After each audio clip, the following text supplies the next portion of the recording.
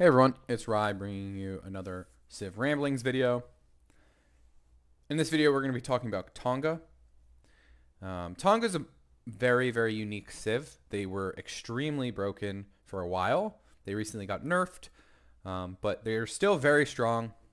I think they're one of my personal favorite Civs to play because no one else really plays like Tonga does.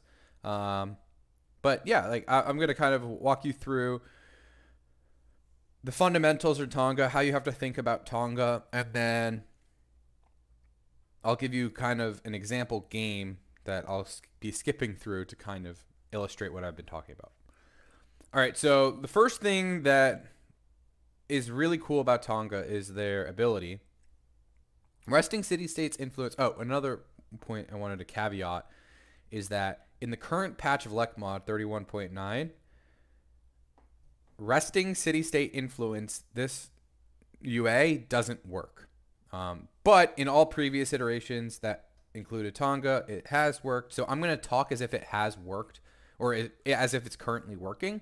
But just keep in mind, if you were to play this tomorrow or like today, this Patro Zero won't work until the next patch where it's fixed.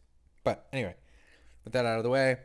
So the first thing is resting city-states influence increased by 5. A lot of people might see that and be like, that's irrelevant, right? Who cares? That's actually a very big deal. It cannot be understated how big of a deal that is, right? Here's why. I have on the left, you'll see Patro Zero fan. And this is the reason. When you give someone, when you pledge to protect a city-state, it gives them 5 resting influence. Tonga brings that to 10. Patro Opener makes all city-states go to 20. So 20 plus 5 plus 5 is 30, which means you can have every CS in the game as your friend without any help at all. You instantly get every ally as your friend. Or every CS as your friend, which makes getting allies much easier. You get all the passive bonuses, which are just incredibly strong, right? I'm thinking the passive bonus for culture CS, or the food in your capital, or the happiness from mercantile, right? Like all of these things are super, super nice for Tonga, and it helps make your mid game very, very strong. Also, it gives you somewhere to put your culture in case you finish your opening tree before you get to Explo. And this is 100% an explosive. You could obviously pay Patro, you could obviously play Commerce, but I love them on Explo, and I'm going to show you guys why. The next thing is probably one of the most underrated things about them. When you're on the coast, a lot of the times you're playing and you don't have a lot of vision early game. If you've watched my coastal guides, you'll see I talk extensively about how radaring is an integral part of the current coastal meta game, and how if you're not radaring, you're not going to be settling islands, which is putting you at a huge disadvantage compared to other coastal players, yada, yada, yada. Okay. Well, this is a way for you don't even need to radar. You can kind of see what your land looks like right off the jump, which is so underrated, especially when it comes to understanding what policy tree to pick. Should I go monument here? Is this a liberty game? Is this a tradition game? Right? Like that kind of thing. How fucked are CS? How bad are CS fucking me this game? Right? Like that kind of thing. So that's the first thing. And it's so I can't understate how important that is, that vision, especially on the coast. The next thing is that's a way it improves their early game. The next thing that improves their early game is this archer. Now, this might not seem like that big of a deal, but it does have 1 extra sight and 3 move. It's also cheaper to construct. Remember, a scout costs 16 hammers. This archer costs 20. It is very marginal. The difference is very marginal if you're building an archer or a scout, which means a lot of people tend to opt for archers. The main reason why this is good is because it cannot upgrade. A lot of the times people will say, well, an upgrade rune's bad. It's like the worst rune to get. I'd argue that's not necessarily true. But it is bad if you're comparing it to, would I rather have an archer upgrade or a spear upgrade? Of course, I'd rather have the spear upgrade. That way I can tribute.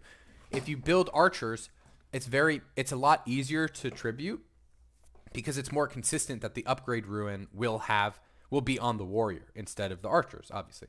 So what that means is, let's say you're high rolling and you're getting a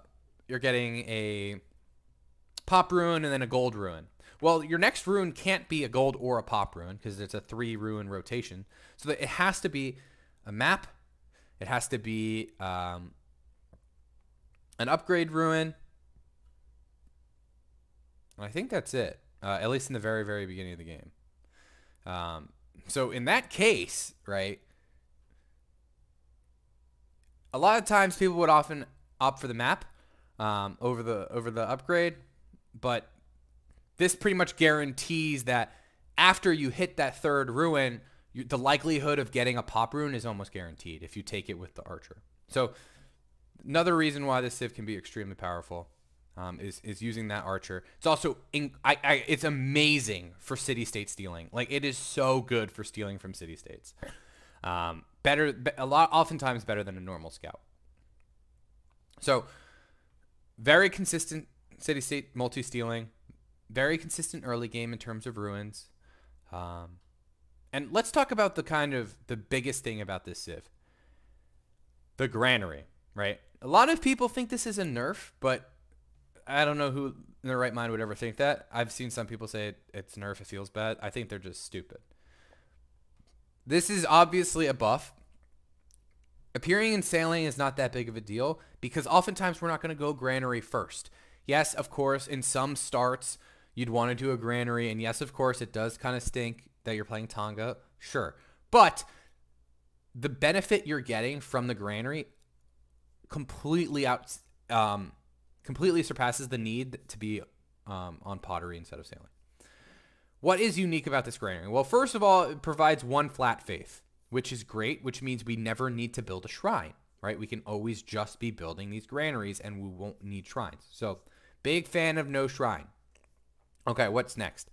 Provides 2 plus bonus food and plus bonus culture if the city is adjacent to at least 3 coastal tiles. Okay, what does that mean? That means if I'm, let's assume we're looking here.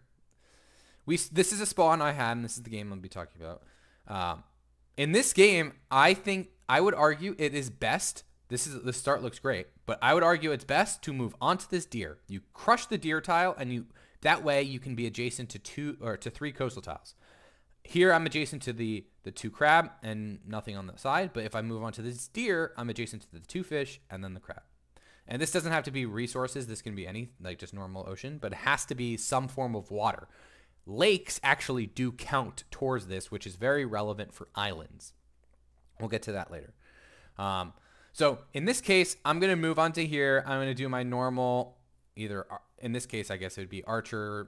I usually intertwine archers and scouts. I just kind of like having a scout, especially if like there's jungle nearby. But so I'll do like usually an archer first and then a scout. Then I'll just go right into monument because I know what my land looks like. Now, I will say this is sometimes a bait. Moving on to these types of tiles might seem always good, and it is. It's very, very strong, but it's not always the right play.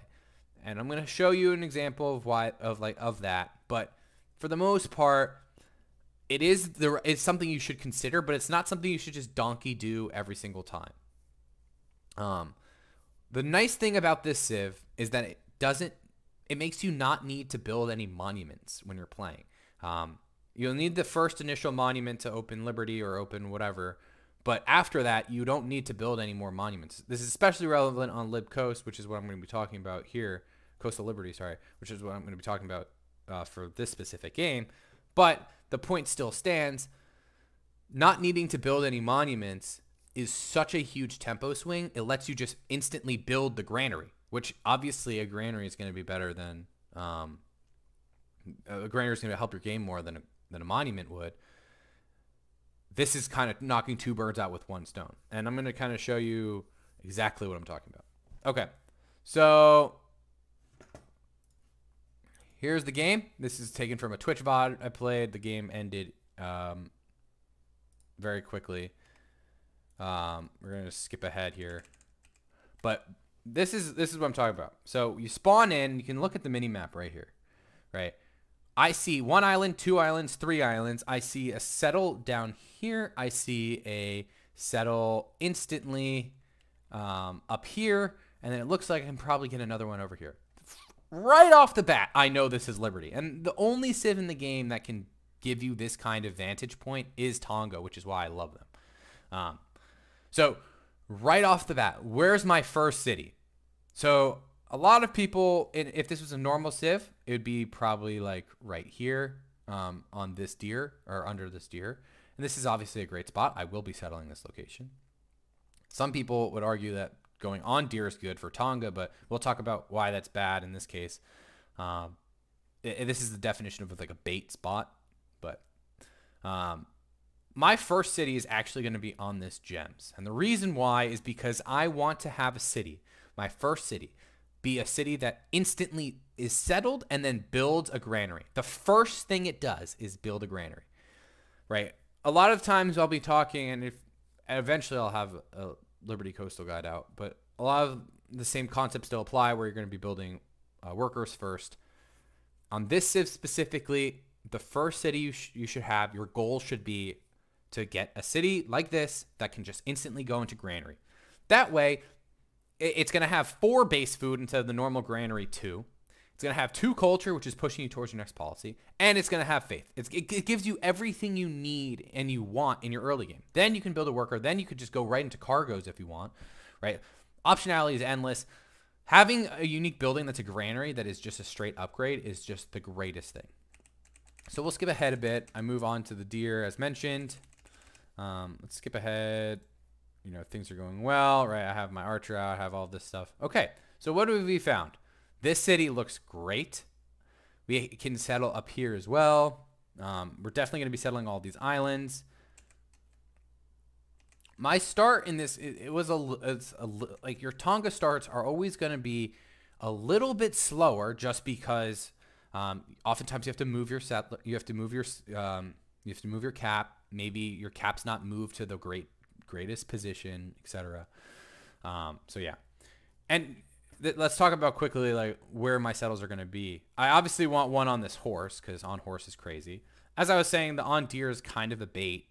It gives you the bonus, but it blocks another bonus city. So I'm going to go on horse here, and then I'm going to open up onto this hill tile. And the reason why this hill tile is so great is because it opens up these 2 deer, and I can take from my other city. So my other city's got 3 granaries in its first ring, 2 of which can be traded to this city. So the city doesn't lack tiles like it normally would. In fact, it's going to go right into granary, and because I'm stealing from Trieste, I can kind of get my workers over to that city very easily.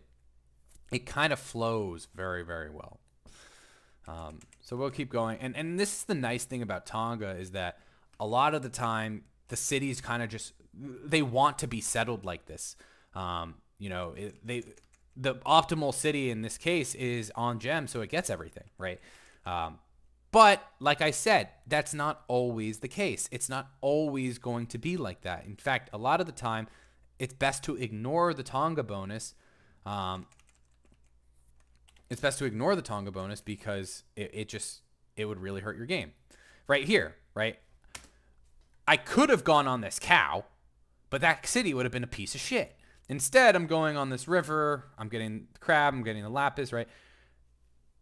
The city's not great, but it's definitely not nearly as bad as being on cow. So thinking about the game from a perspective of, oh, I need to always be getting this bonus is a good way to play generally, but it's not always the best way. And it's oftentimes going to lead you down paths that necessarily you don't want to be on. Tonga, the final reason, I want to keep this kind of concise. The final reason that going Explo is so good is because a lot of the time you're going to be settling these. I can just skip forward to like some of these examples, like Angaha, right? This is like very much stereotypical Tonga city. You will see something like this settled all the time on Tonga. We are going to be growing to a lot of these ocean tiles just naturally. Not to mention I have 3 in my first ring. A lot of the times when you're playing Explo, the problem is you don't have enough flat ocean tiles sometimes just because you haven't grown to them or there's no reason to. when you're playing Tonga, you often have a lot of them, just naturally. And I was originally planning to settle this potentially on the sheep here because I'm adjacent to 2 up north, and then the lake would count as an ocean tile. So this would, settling on the sheep would actually still give me the bonus. I didn't opt to in this case, clearly. But it was just something that was going through my head at the time. So Tonga, you're always going to have a lot of food. Your game is going to feel clunky because you're just building these granaries and stuff, but it smooths out so nicely. And then eventually you just have so much food. You have a lot of the CS allies. A lot of what I like doing on Tonga is I like doing Starlight. That way I can just go Granary right into Lighthouse. Don't have to worry about workers as much because the cities are getting so much value from the buildings they're building. The workers doesn't really pay off as much. Typically coastal workers aren't too important either. Like, sure, like improving a crab would be nice, or improving a fish would be nice, but the lighthouse is going to improve it way more than the worker would. Now, obviously, all my cities have at least 1 worker on them, but the push to get maybe 2 workers per city isn't as important in the early game. You can kind of make up for that later. And the final thing is, a lot of the times when you're doing something like this and you're playing Tonga and you're building a lot of these granaries, you're going to have a lot of excess culture. And I like putting that towards opening Petro. But like I said, it's currently bugged, so keep in mind. One thing I would be remiss not to tell you, Tonga does have a liability. And the main liability is, if you look at Angha, how many tiles can you shoot this thing from if you were going frigates?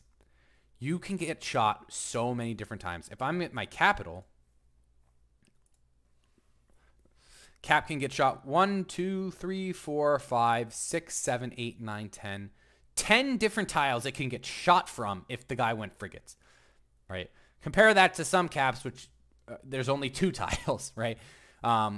You are very vulnerable to other coastal attacks, but the benefit you have in Sim from the granary, from settling the way I'm recommending, from the tempo you generate, from having such a nice early game and rolling into all the things, you should be on even footing, if not ahead. So it should be very easy for you to kind of go that. Plus, you want to be going Explo, which is typically an aggressive type policy, and it's also defensive, which is nice. So just something to keep in mind. Oftentimes when you're playing Tonga, it'll feel kind of like I'm making myself more vulnerable, and that is true. You are, but it does balance out by the fact that your game is just better than most of the time. So that's all I really wanted to discuss for Tonga specifically. I hope you guys kind of enjoyed hearing my little ramble or listening in. This is my first coastal one, and a note to why we did Tonga. I wanted to do a video that my Discord specifically wanted, rather than just waiting to see what people voted on YouTube, and Tonga won in a vote, so that's why we did Tonga. If you want to vote in the next Discord exclusive poll, join my Discord. Link will be in the description. So yeah, that's it. I also want to try something. If you are not subbed, please do.